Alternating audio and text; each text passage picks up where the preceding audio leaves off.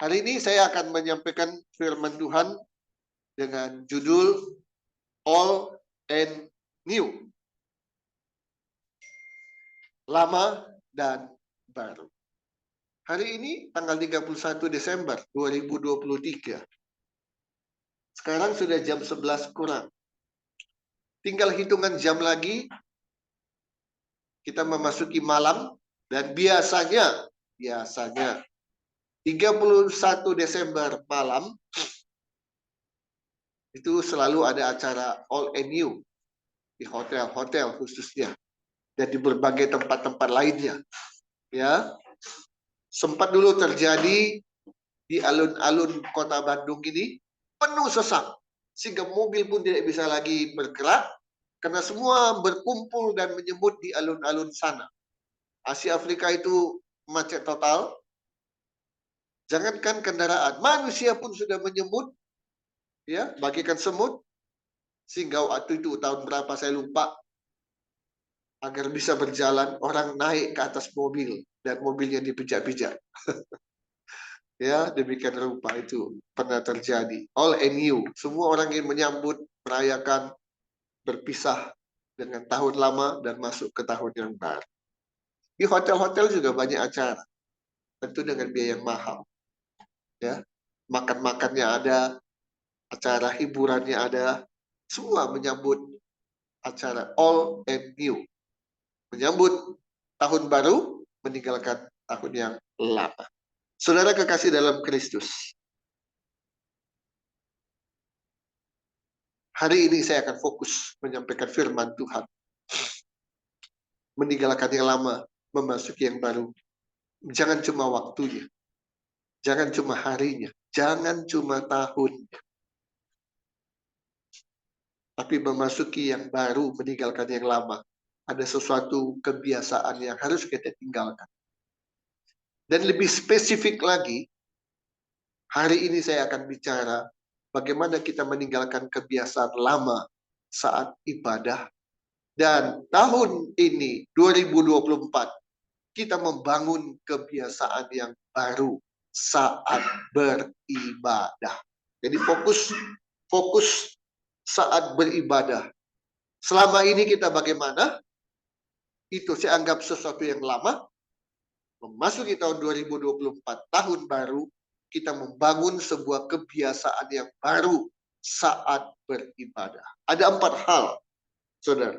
Ada 4 hal yang harus kita ubah menjadi sebuah kebiasaan baru pada saat kita beribadah. Kita buka dulu. Kita baca yang pertama-tama firman Tuhan di 2 Korintus. 2 Korintus pasal 5 ayat 17.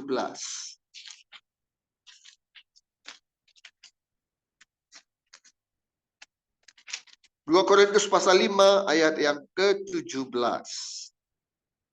Kita baca bersama-sama. 1, 2, 3. Jadi, siapa yang ada di dalam Kristus, ia adalah ciptaan baru. Yang lama sudah berlalu, sesungguhnya yang baru sudah datang. Oke. Orang Kristen menerima Kristus setiap hari Minggu datang ibadah ke rumah Tuhan. Di luar hari itu ada ibadah lain. Dari Senin sampai Sabtu ada berbagai macam ibadah. Yang disebut dengan komsel, ada disebut dengan persekutuan doa, ada ibadah tengah minggu, macam-macam. Semua itu ibadah.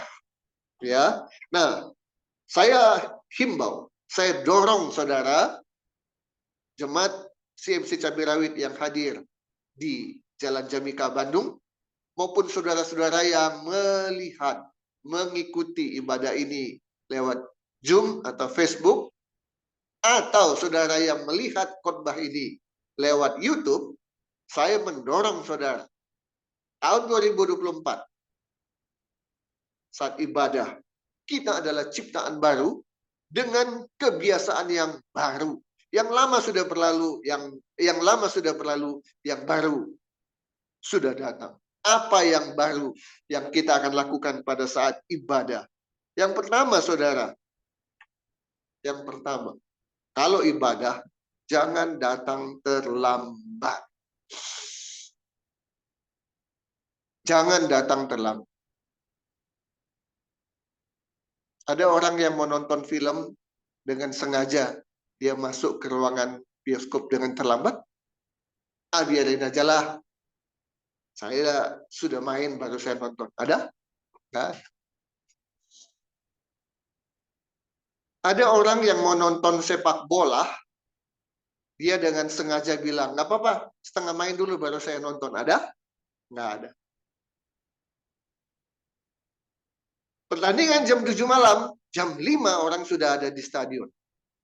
Jam 6 orang sudah ada di stadion. Intinya orang tidak mau terlambat. Peluit dibunyikan, dia harus lihat sampai pertandingan berakhir. Tahun berapa FC datang ke Indonesia? Nah, istri saya, Bu Hana, waktu itu ikut nonton. Langsung. Di mana? Di Ancol ya? Di Ancol. Ada yang datang terlambat nggak? FC, nggak apa-apa lah datang terlambat. Ada nggak? Nggak. Dan ketika pertunjukan dimulai, histerisnya orang bagaimana? Waktu itu udah seorang perempuan kan naik ke atas panggung. Aduh, rasanya udah bagaimana? Kayak dunia ini milik dia. Karena sudah bisa satu panggung dengan si Tom Mingse. Ya, Jerian. Aduh, rasanya udah mau pingsan dia. Kayak nggak nginjak bumi lagi. Kemudian tahun ini ada dua grup band datang ke Indonesia. Lewi sama Ayu juga ikut nonton. Nggak tahu, kalian datang terlambat nggak? Nah, tapi kenapa kalau ibadah orang Kristen santai aja kalau datang terlambat ke gereja. Santai aja ibadah dia dimulai. Bahkan ibadah sudah saatnya menyampaikan firman Tuhan. Bahkan khotbah sudah dimulai. Ada orang dengan santainya masuk. Senyum-senyum, cari tempat duduk. Kok bisa ya? Mari kita baca saudara Mazmur 70. Mazmur 70. Ayatnya yang kedua dan yang keenam. Dua ayat. Mazmur 70 ayat 2 dan ayat 6. 1, 2, 3. Ya Allah, bersegeralah melepaskan aku, menolong aku. Ya Tuhan, astaga. Kalau minta tolong sama Tuhan, pengennya apa? Cepat-cepat, segeralah Tuhan, segeralah. Tapi kalau datang ibadah, suka terlambat. Ayat 6, 1, 2, 3. Tetapi aku ini sengsara dan miskin, ya Allah. Segeralah datang. Engkaulah yang menolong aku dan meluputkan aku. Ya Tuhan, janganlah apa? Lambat datang. Dasar ini enak banget ini ya, orang Kristen ini. Kalau minta sesuatu dari Tuhan, pengen cepat. Tapi kalau dia sendiri datang ibadah, lambat-lambat. Saudara, ingat. 2024, kalau masih ada yang punya kebiasaan datang terlambat, yang ada di otaknya, ada di hatinya, nggak apa-apa. Tuhan nggak akan marah. Yang penting saya kan datang ibadah, itu yang penting. Saya mau katakan tidak. Jangan datang terlambat. Sebagaimana engkau minta dan inginkan sesuatu dari Tuhan, yaitu segera dan cepat, begitu juga lah engkau juga harus melakukan untuk Tuhan. Kalau engkau memang ingin datang terlambat, maka jangan heran kalau Tuhan juga datangnya memberikan pertolongan kepadamu terlambat. Mau enggak? Tentu jawabannya tidak mau. Kalau engkau jadi pimpinan, mau enggak bawahanmu datang terlambat? Tentu enggak mau. Jadi jangan tuntut orang lain kalau engkau sendiri tidak melakukan. Ya, ayo saudara, 2024 bangun sesuatu yang baru dalam saat ibadah. Jangan datang terlambat. Amin. Amin. Yang kedua, tahun 2024 bangun kebiasaan yang baru, yaitu bawa Alkitab. Saya sejak CMC Cabai Rawit berdiri 17 Oktober 2021, jadi sekarang memasuki tahun ketiga. Ya, nanti Oktober 2024 ulang tahun yang ketiga. Jadi ini baru 2 tahun sekian bulan. Ya, ketika jemaat ini saya gembalakan, saya sudah tekankan, saya sudah ingatkan, saya nggak pernah bosan, selalu bilang, jemaat bawa Alkitab, bawa Alkitab, bawa Alkitab.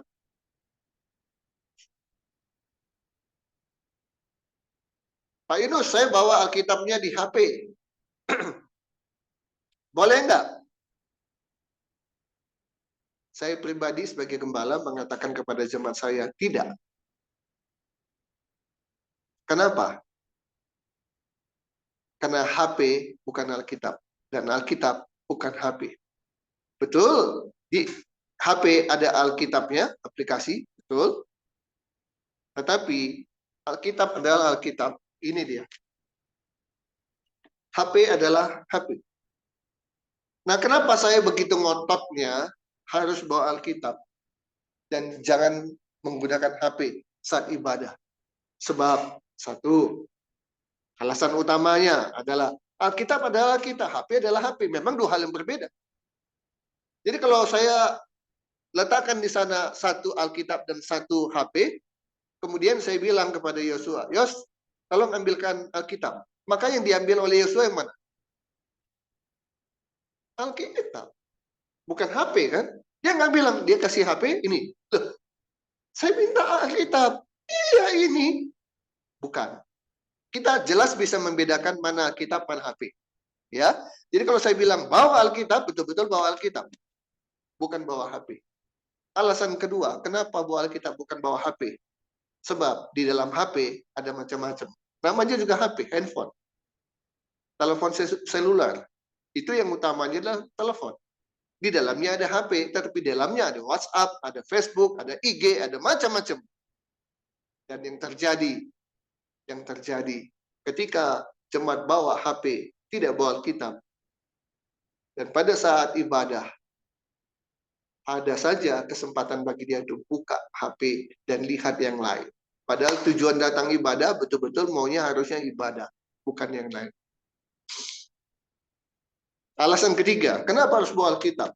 Kenapa bukan bawa HP? Mari kita baca Mazmur 119. Mazmur 119.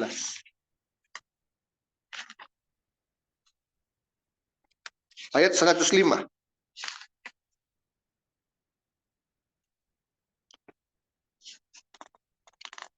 Mazmur 119 ayat 105. Ini ayat yang sudah sering kita baca, bahkan mungkin kita hafal. 1, 2, 3. Firman-Mu itu pelita bagi kakiku dan terang bagi jalanku. Firman itu ada di mana? Di sini. Alkitab itu firman Tuhan. Kecuali kita bisa hafal seluruhnya. Oke lah, mungkin nggak usah bawa Alkitab. Kalau kita nggak hafal, nah, bawa Alkitab. Kemana-mana kita mau pergi, kita nggak pernah khawatir lagi, saudara. Kenapa? Walaupun kita nggak tahu jalannya, kita tenang. Selagi ada Google Map atau ada Waze, tinggal buka jalan apa, kita dipandu. Belok kiri, belok kanan, sebentar lagi mau ini, mau itu, apa segala macam, semua sudah dibantu. Tenang. Saudara mau ke surga? Mau. Tahu jalannya? Ini jalan. Ini petunjuk. Firman-Mu itu pelita bagi kakiku dan terang bagi jalan. Saudara mau taat pada Tuhan? Mau. Apa yang ditaati? Di sini semua. Saudara mau menjauhi larangan Tuhan? Mau. Apa yang dilarang? Di sini. Jadi 2024 saya tekankan saudara-saudara, satu, jangan terlambat. Yang kedua, bawa Alkitab.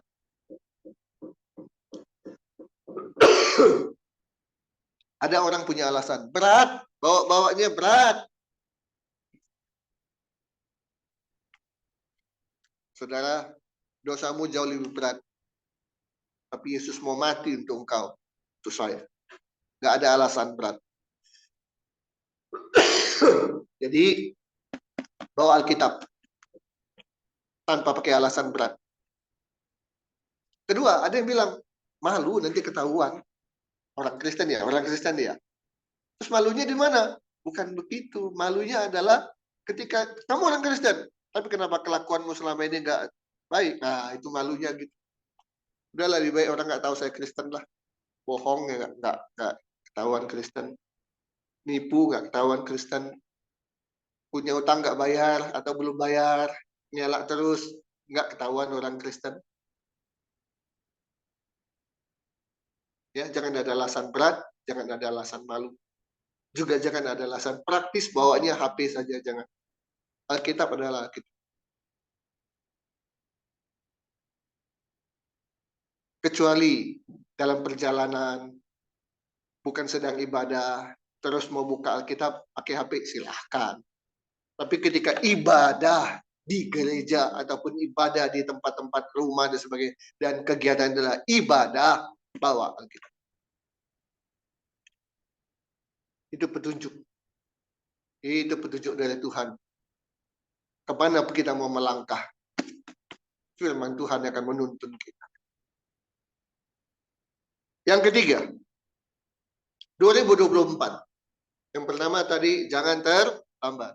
Kedua, bawa Alkitab. Yang ketiga, ketika ibadah. 2024, jangan ada lagi ibadah nyanyi dengan seadanya. Bahkan nggak nyanyi. Aduh. Mulut hanya komat kamit tanpa suara. Atau yang lebih parah, mulut ditutup, suara nggak keluar, hanya nonton orang menyanyi. Jangan sampai terjadi, saudara. Kita baca Mazmur 100 ayat 2. Nah, nggak ada di situ ya, ini tambahan. Mazmur 100 ayat 2.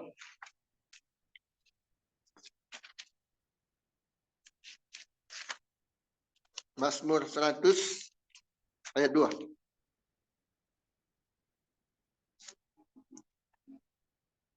Satu, dua, tiga. Beribadalah kepada Tuhan dengan sukacita.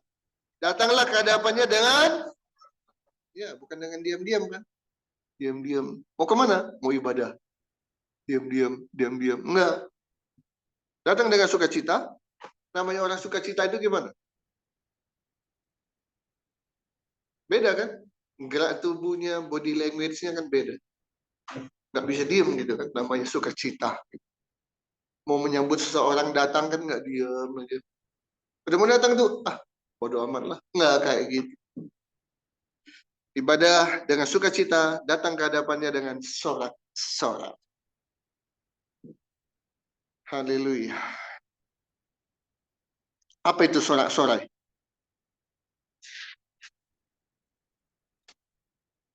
Kita baca Lukas 19 ayat 37, kemudian nanti Yesaya. Lukas dulu. Lukas 19 ayat 37.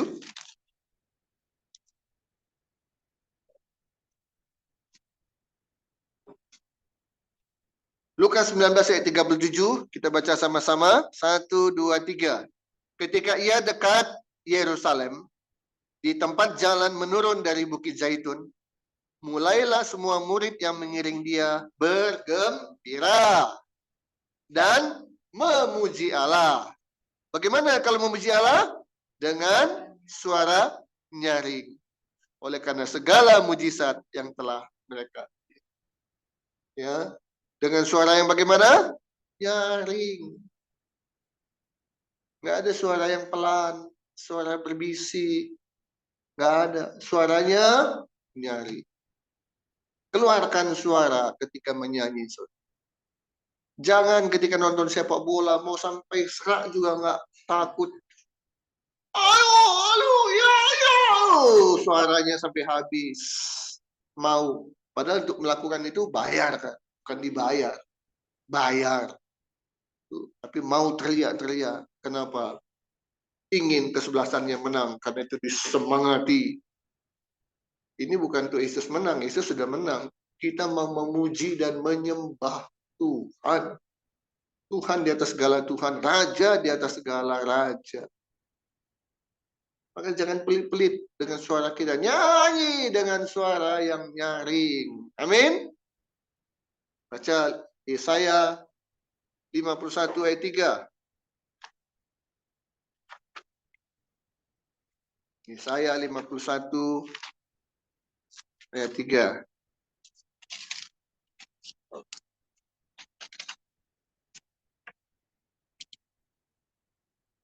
Satu, dua, tiga. Sebab Tuhan menghibur Sion, menghibur segala reruntuhannya.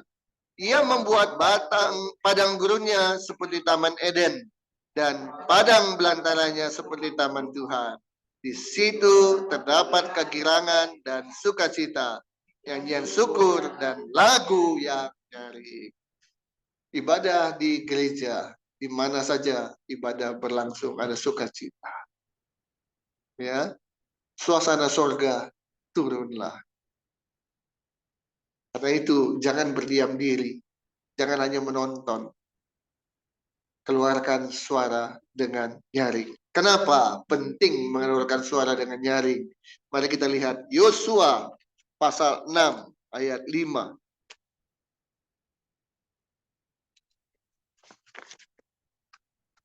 Dan ayat 20. Yosua pasal 6 ayat 5 dan ayat 20. Dahsyat saudara. Ya, kalau menyanyi dengan suara yang nyaring. Yosua pasal 6 ayat 5. 1, 2, 3. Apabila sangkakala tanduk domba itu panjang bunyinya, dan kamu mendengar bunyi sangkakala itu, maka haruslah seluruh bangsa apa? Bersorak dengan sorak yang nyaring. Maka tembok kota itu akan runtuh.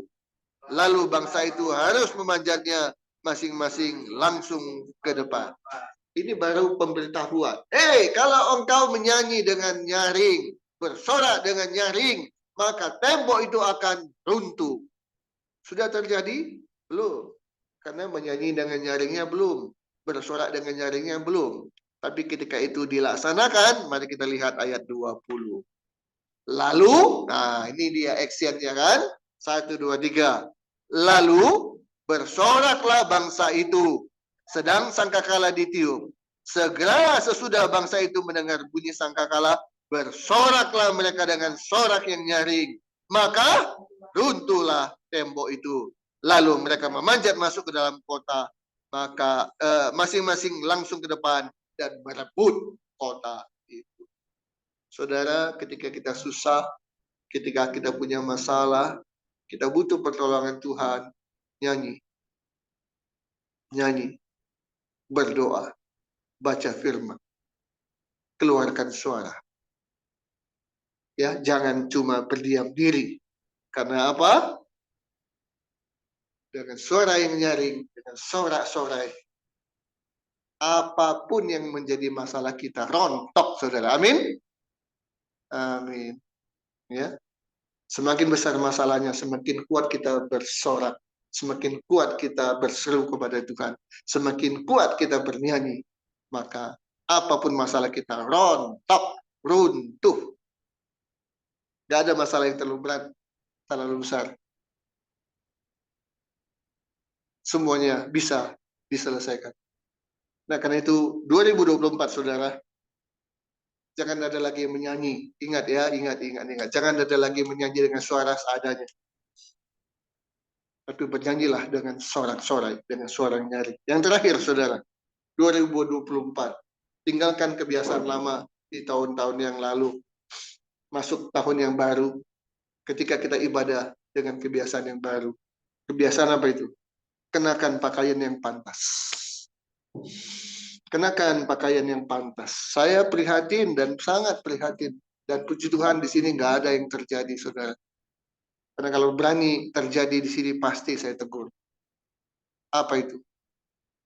Ibadah menggunakan pakaian yang tidak pantas. Apa jenis-jenis pakaian yang tidak pantas? Kalau perempuan, dia pakai rok mini. Itu tidak pantas untuk dipakai di gereja saat ibadah. Kemarin saya ke sebuah mall dekat rumah, ya, hanya berapa ratus meter dari tempat ini, mungkin 200-300 meter dari tempat ini. Dan apa yang saya lihat, saudara, ada seorang gadis, mungkin umurnya 20-an, tinggi, berjalan hanya menggunakan celana pendek yang bahannya dari apa ya? Bukan dari katun, seperti kaos, jadi rapat ke tubuh. Dan saudara, itu pendek sekali ya dia pakai ya, pendek sekali. Jadi menggunakan, dia pakai kaos, kemudian pakai celana dari bahan istilahnya apa sih? Ya, bahan legging. Kalau legging itu ya, itu kan legging kan panjang. Nah, bahannya begitulah pokoknya. Bahan kaos gitu ya. Nah, bahan yang karet gitu ya, kaos. Nah, rapat ke tubuh, pendek. Jadi bisa disebut itu celana pendek, tapi bisa juga kalau disebut itu adalah, maaf, celana dalam. Cuma bentuknya saja yang bukan segitiga, ya, tapi karena itu pendek bisa saja disebut sebagai celana dalam. Dan saya mau tanya, saudara, kalau itu dipakai di gereja bagaimana? Jangankan di gereja, di tempat umum seperti itu pun kalau dia anak saya, jangan berani-berani. Nah, pakai pakaian yang pantas. Kita baca 2 Samuel 12.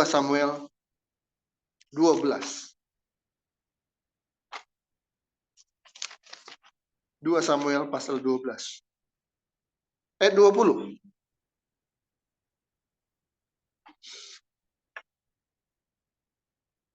2 Samuel pasal 12 ayat 20.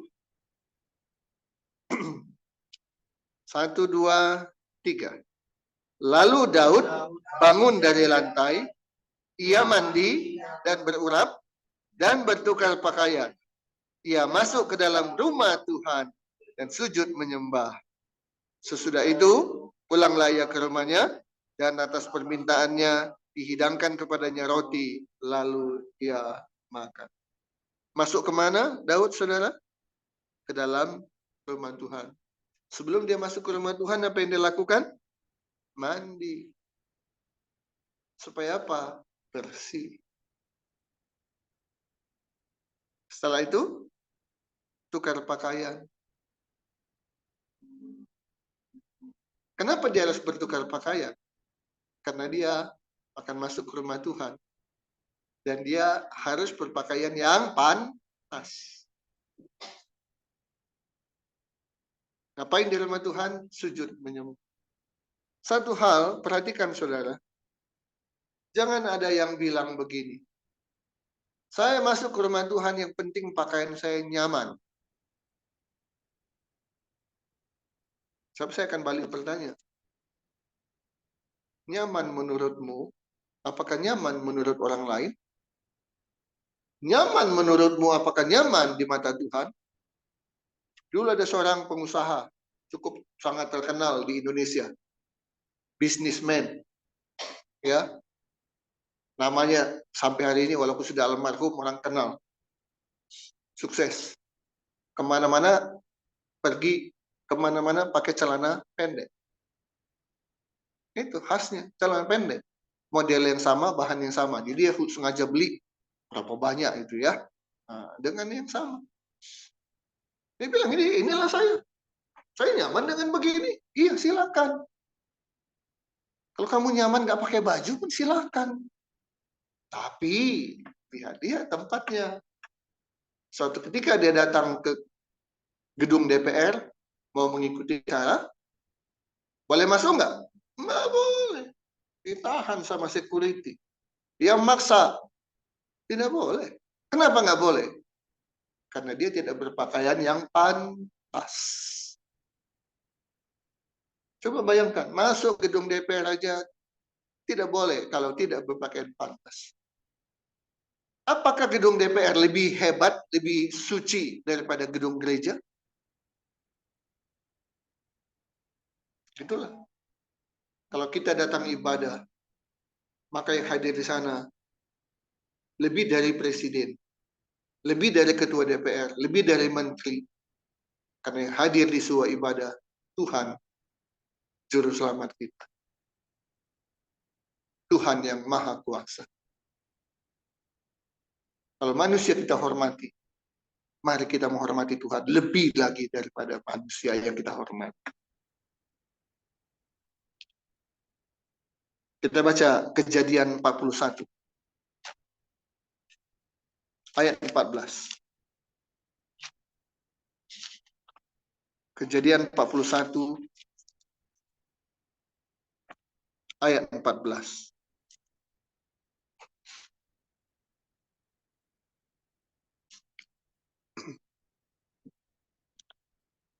Bagian terakhir yang kita baca pada hari ini di ibadah kita di CMC Cabai Rawit 31 Desember 2023.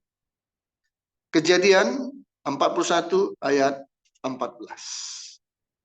1, 2, 3. Kemudian Firaun menyuruh memanggil Yusuf. Segeralah ia dikeluarkan dari tutupan. Ia bercukur dan berganti pakaian, lalu pergi menghadap Firaun. Tadi Daud mandi, tukar pakaian yang pantas, masuk ke rumah Tuhan. Sekarang Yusuf dari tahanan, dari penjara, dipanggil menghadap kepada Firaun, Raja Mesir. Enggak datang dengan pakaian penjara, diborgol, enggak. Tapi dia bercukur supaya rapi, ganti pakaian, pasti mandi dulu nggak itu? Mandi. Setelah semuanya pantas, baru apa? Pergi menghadap Firaun. Saudara, Tuhan kita itu lebih dari Firaun. Kalau kepada Firaun kita hormati, kepada pejabat kita hormati, dengan tidak akan menggunakan pakaian yang tidak pantas. Masa bertemu dengan Tuhan kita mau seenaknya? Ayo, tahun 2024, jangan ada lagi, baik perempuan maupun laki-laki, berpakaian semaunya, seenaknya, dengan alasan itu nyaman buat saya. Mari kita hormati Tuhan kita. Dengan apa akan kubalas Tuhan? Nggak ada kita bisa membalas dengan uang kita, dengan kepintaran kita, dengan harta kita, dengan apa yang kita punya, nggak bisa kita balas. Tapi mari kita senangkan Tuhan. Itulah balasan kita kepada Tuhan. Senangkan hati Tuhan dengan berbagai cara. Cara apa aja yang bisa bikin Tuhan senang, lakukan itu. Tadi ibadah jangan terlambat, Tuhan senang. Ibadah bawa Alkitab, Tuhan senang. Ibadah bernyanyi dengan nyaring, Tuhan senang. Ibadah dengan pakaian yang pantas, Tuhan senang. Apalagi, apa saja yang kita tahu, kita bisa lakukan, itu menyenangkan hati Tuhan, lakukan. 2024, nggak usah cari berkat, saudara. Nggak usah cari berkat, karena berkat yang akan datang cari kita. Yang penting apa? Senangkan hati Tuhan. Dalam ibadah, senangkan hati Tuhan. Karena itu saya sudah berdoa, saudara, Tahun 2024.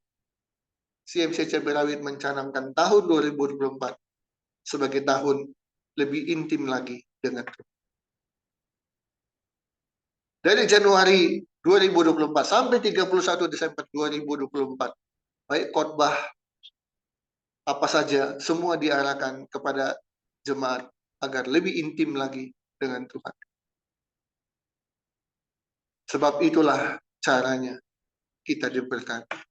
Jadi jangan cari berkat. Jangan, carilah dahulu kerajaan Allah dan kebenaran. Senangkan hati Tuhan, maka Tuhan tahu bagaimana cara menyenangkan hati kita.